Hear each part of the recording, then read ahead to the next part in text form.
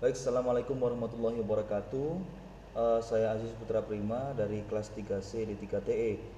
Di sini saya akan menjelaskan tentang mekanisme dari alat saya yang digunakan untuk memenuhi tugas besar yang diberikan oleh Bapak Dinda dari mata kuliah pneumatik dan hidrolik. Jadi alat saya ini terdiri dari beberapa bagian. Yang pertama ada conveyor, di sini ada conveyor, kemudian tabung pengisian barang, kemudian kardus di sini atau tempat untuk barangnya diisi.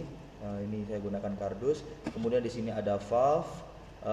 Lalu untuk bagian selanjutnya yaitu ada 4 buah solenoid silinder. Ini saya gunakan untuk menutup kardusnya nanti. Jadi ada depan, belakang, kemudian kanan dan kiri. Lalu di setiap bagian juga ada indikator. Saya sertakan indikator untuk mengetahui apakah bagian tersebut bekerja atau tidak. Lalu di bagian yang terakhir ini ada bagian pengepresan. Jadi pengepresan itu gunanya untuk merekatkan bagian penutupnya sekaligus memberi label pada bagian penutup. Dan yang terakhir ini adalah counter. Jadi ada di sini ada sensor. Dia berguna untuk mendeteksi. Jadi dia berguna untuk mendeteksi barang yang atau kardus yang sudah selesai di packing pada proses kali ini. Jadi di sini ada 3 buah tombol, yaitu ada yang pertama tombol start, kemudian ada tombol stop, dan juga tombol emergency.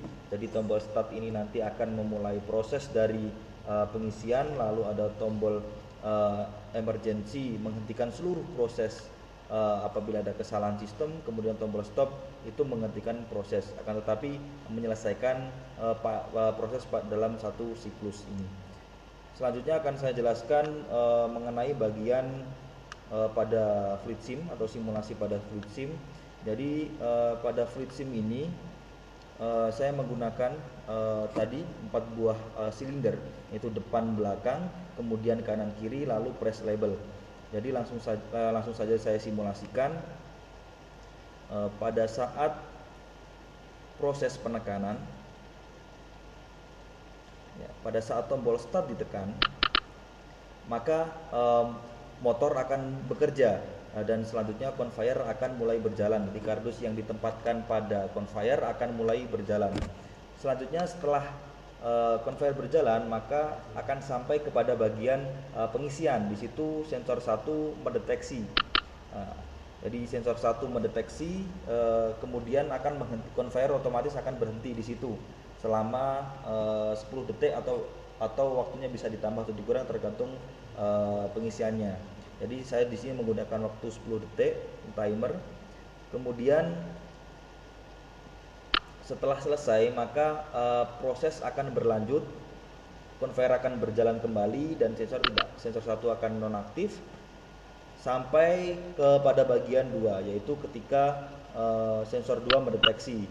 Ketika sensor 2 mendeteksi, maka di situ di bagian depan dan bagian depan belakang itu akan secara bersamaan menutup kardus, dan kemudian dilanjutkan ke bagian kanan dan kiri, dia akan menutup kardusnya.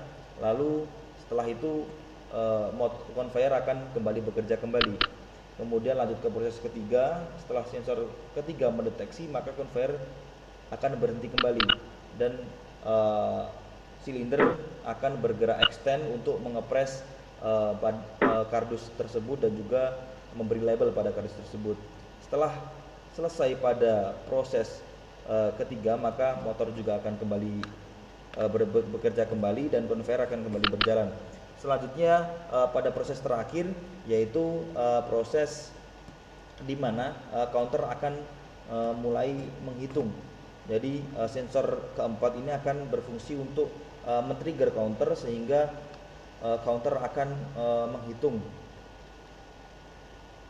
Ya. Jadi pada hitungan ini saya gunakan 8 counter atau 8 hitungan. Jadi pada kehitungan ke-8 seluruh proses ini akan berhenti begitu.